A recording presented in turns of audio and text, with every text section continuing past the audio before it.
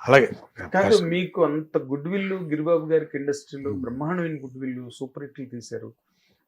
ప్రతి banner flops తీసాయి, ప్రతి banner డబ్బులకు ఇబ్బందులు పడ్డాయి ఇండస్ట్రీలో. ఫ్లాప్ తీయని బ్యానర్ ఏముంది ఆఫ్ కోర్స్ కదా.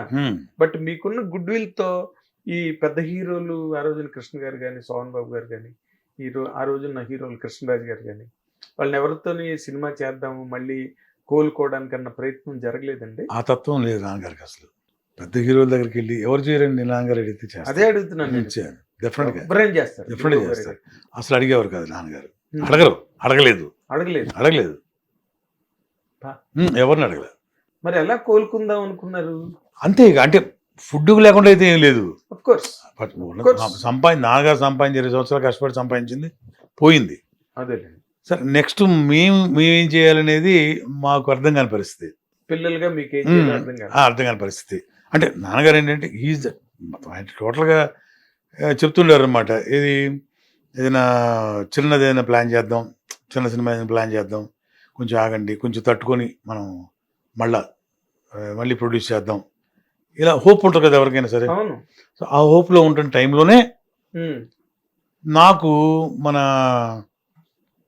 వంశీ గారు, పెద్ద వంశీ గారు, ఆయన అంటే చాలా ఇష్టం నాకు. బాపు గారు, రమణ గారు, సరే ఆయన అంటే వాళ్ళంతే ఎవరికి ఇష్టం ఉండదు, డెఫినెట్గా ఉంటుంది. నా అదృష్టం ఏంటంటే ఆయన మంచి ఫ్రెండ్ అయ్యారండి ఆ టైంలో, వంశీ గారు. ఆ టైంలో ఆయనతో పాటు సరదాగా తిరుగుతుండేవాడు అనమాట. ఆయన వేసే ఆర్ట్ అన్నా, ఆయన థాట్స్ అన్నా నాకు చాలా ఇష్టం. బాపు రమణ గారి దగ్గర కూడా తీసుకెళ్లారు వంశీ గారు ఒకసారి. నా అదృష్టం కొద్దీ మహానుభావులతో ఇద్దరితోటి 1 గంటన్నర 2 గంటలు స్పెండ్ చేయడం కూడా జరిగింది నాకు. మెడ్రాస్లో ఉండేటప్పుడు, బెస్తనగర్లో ఉండేటప్పుడు.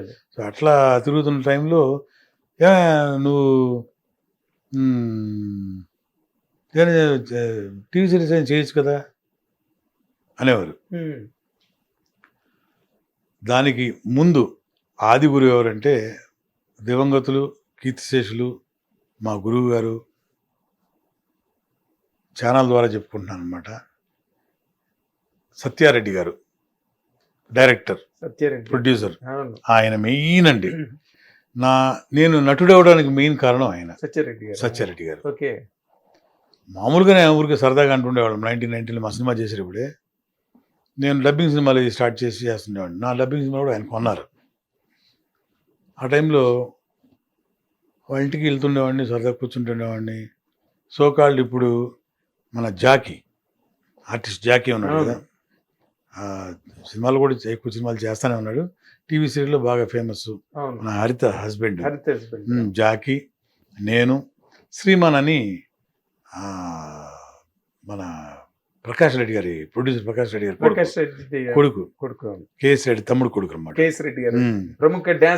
అవును, ఆయన ఆకురాడు. తర్వాత నర్రా శ్రీనివాస్ అని ఇప్పుడు రెగ్యులర్ సినిమాలు చేస్తున్నాడు కదా, నర్రా శ్రీనివాస్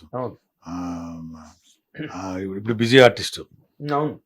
మన పవన్ కళ్యాణ్ గారి సినిమాలు చాలా సినిమాలు చేశాడు, చిన్నబాబు గారి సినిమాలు చాలా సినిమాలు చేశాడు, అందరూ తెలుసు ఆయన. అతను ఫ్యూజీ నాగరాజ్ అని ఒక హీరో, అతను కొసరాజు రాజేంద్ర అని చనిపోయాడు. ఆయన ప్రొడ్యూసర్. యాక్చువల్గా సామ్రాజ్యం అనే ఒక సినిమా చేశాడు అప్పట్లో, మమ్మూటి హీరో. మేమందరం హీరోస్, 2 కొత్త హీరోయిన్స్, 6 హీరోస్, 2 కొత్త. నేను చేయను, నాకు ఇంట్రెస్ట్ లేదు, బలివాడు అన్న. అసలు నాకు ఇంట్రెస్టే లేదు, నాకెందుకు వచ్చింది అని. చాలా దూరం ఉన్నా నేను ఆర్టిస్ట్, దీనికి నా ఊహల్లో కూడా లేదని చెప్పా. లేదు రోయ్, నువ్వు డెఫినెట్గా చేయాలి, నీలో ఆర్టిస్ట్ ఉన్నాడు అన్నాడు. ఏమో తెలియదండి, అసలు నేను పట్టించుకుని కూడా లేదు. ఒకరోజు ఆంధ్రజ్యోతి పేపర్లో సగం ఆ పేజ్ అడ్వర్టైజ్మెంట్ వచ్చి పొద్దున్న నిద్రలేపి ఇలా చూపించాడు వాడు మేనేజరు. దానిలో తలకాయ నాది ఉంది. నాకు ఎదిరిపోయాను. ఇలా చూసి ఏంటయ్యా ఇది అన్నాడు. అన్న తీసుకొని రమ్మంటాడు. నేను ఏంటయ్యా తీసుకొచ్చేది, నాకు ఇంట్రెస్ట్ లేదని చెప్పాను, ఎందుకే సార్ ఇలా నా నక్కకుండా అన్నాను. నాకు తెలియదు, బండి పంపించారు రమ్మంటున్నారు అని చెప్పి వెళ్ళాను. అన్న ఏంటన్నా ఇది, ఏం లేదా, నువ్వు చేస్తావు, నీలో ఆర్టిస్ట్ ఉన్నాడు, నువ్వు చెయ్యాలి అంతే, నా కోసం చేయరా అని. అసలు అట్లా ఉండేది అనమాట. ఆయన నాకు షాక్ అయ్యాను. నేను అసలు ఎందుకు ఇట్లా అనుకుంటున్నాడు ఈయన నా గురించి అని. నేనంటే ప్రొడక్షన్ చూసాను కదా, నేను చేయనంటే చేయననేవాడిని. సినిమా షూటింగ్ హైదరాబాద్ రా, ఓ పని చేయరా, నాకు కొంచెం ప్రొడక్షన్ చూసి పెట్టరా అన్నాడు. ప్రొడక్షన్ చూసి కావాలంటే చూసి పెడతాను, యాక్టింగ్ మాత్రం చేయను అన్నాను. సరే ఓకే అని అన్నాడు. హైదరాబాద్ వచ్చే ముందు మధ్య మధ్యలో పిలుస్తాను, అలా వచ్చి ఒక సీన్ యాక్ట్ చేసి వెళ్ళాను వాడు. అన్న వదలవా నన్ను అనేవాడిని. వదలు బొమ్మలు అరే చేయరా చేయరా, ఆయనకి ఏం అవసరం అండి నన్ను అలా చేయడం, నిజంగా అలా అనిపించింది. ఏం అవసరం ఈయనకి నన్ను అంత బతిమలాడాల్సిన అవసరం ఏంటి, సరే నన్ను చేస్తాను అన్న, ఓకే అన్నాను. నాకు తెలియదండి, ఎలా చేశాను కూడా తెలియదు, నాకు గుర్తులేదు. నాకు మధ్య మధ్యలో పిలిచేవాళ్ళు, ఆ ప్రొడక్షన్ చూసుకుంటున్నప్పుడు మేకప్ వేసేవాళ్ళు, డ్రెస్ వేసుకునేవాడిని, వెళ్ళేవాడిని, చెప్పమని డైలాగ్ చెప్పేసేవాడిని, వచ్చేసేవాడిని. ఇన్వాల్వ్మెంట్ లేదు, తెలియదు నాకు. తీరా ఫస్ట్ క్యాప్ వచ్చిన తర్వాత చూస్తే నేను చేసిన దానికి కూడా బాగా నవ్వారంట థియేటర్లు జనాలు. ఓకే. తర్వాత ప్రివ్యూ వేసిన తర్వాత మా నాన్నగారు, సత్యనారాయణ గారు, అందరు ఫ్రెండ్స్ కదా, గుమ్మడి గారు, మురళీమోహన్ గారు, వీళ్ళందరూ మావాడు యాక్ట్ చేశాడు చూడండి అని చెప్పి, నాన్నగారు కూడా పెద్ద నమ్మకం లేదు నా మీద. వెళ్ళి ప్రొజెక్షన్ చూస్తే పర్లేదయ్యా, బాగా చేశాడయ్యా, నవ్వుతున్నారు జనాలు బాగానే అని చెప్పని వీళ్ళు కూడా పెద్దవాళ్ళందరూ కూడా నువ్వు ట్రై చేయొచ్చాయా, సినిమా ఆడితే వేషాలు వస్తే చెయ్యి అన్నారు గుమ్మడి గారు, మురళీమోహన్ గారు, అలాగే ప్రభాకర్ రెడ్డి గారు, సత్యనారాయణ గారు, వీళ్ళందరూ. సరే ఏది చెప్తున్నారులే వీళ్ళు అనుకునేవాడిని అప్పట్లో. సో అట్లా నా ఎంట్రీ.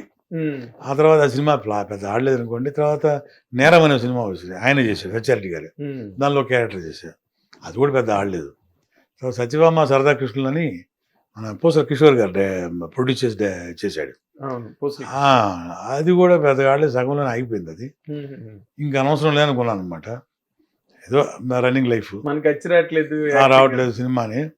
అప్పుడు మన వంశీ గారు పిలిచారు, వంశీ గారు పిలిచి లేడీ డిటెక్టివ్, స్నేహ అని ఈటీవీ చేశారు ఇలా వచ్చినాయి, దీనిలో ఒక ఎపిసోడ్ చేయబోయా సరదాగా, నా మాట విను. ఆయనతో పాటు బొమ్మలు గీస్తుంటే, ఆయనతో పాటు ఆయన రాస్తుంటే, రచనలు రాస్తుంటే నేను ఆయనతో పాటు 12-1 o'clock కూర్చునేవాడిని సరదాగా, పని కూడా వేయలేదు కదా. అట్లా ఆ లేడీ డిటెక్టివ్లో, స్నేహ, అలా చిన్న చిన్న ఎపిసోడ్స్, జెమినీ టీవీలో కొన్ని ఎపిసోడ్స్, అలా ఏదో జస్ట్ టైం పాస్ లాగా అలా చేస్తుండేవాడిని. అప్పట్లో బాబాయ్, రాళ్ళబాలి బాబాయ్, మన సాయి కుమార్ గారు నాన్నగారు, పిజే శర్మ గారు, అలాగే వంకాయల సత్యనారాయణ గారు, వీళ్ళ ముగ్గురు పరిచయం. రాళ్ళబాలి గారు మెయిన్. ఇది ఆయన శర్మ గారి దగ్గర తీసుకెళ్ళి, మేము నాటకాలు వేస్తున్నామయ్యా, మాకు నాటక సమాజం ఉంది, వాళ్ళు బాగా చేస్తారు, థియేటర్ రెగ్యులర్గా వేస్తుంటారు. అందులో మన సాయి కుమార్ గారు, మన కిన్నెర,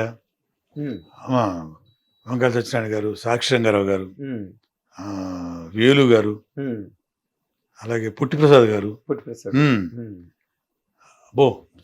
గొప్ప అందరూ పాత్ర ఆర్టిస్టులు, మహానుభావులు, వాళ్ళందరూ చేస్తుంటే నేను కూడా వెళ్ళి సరదాగా వెళ్ళి చూస్తుండేవాళ్ళు అనమాట నాటకాలు.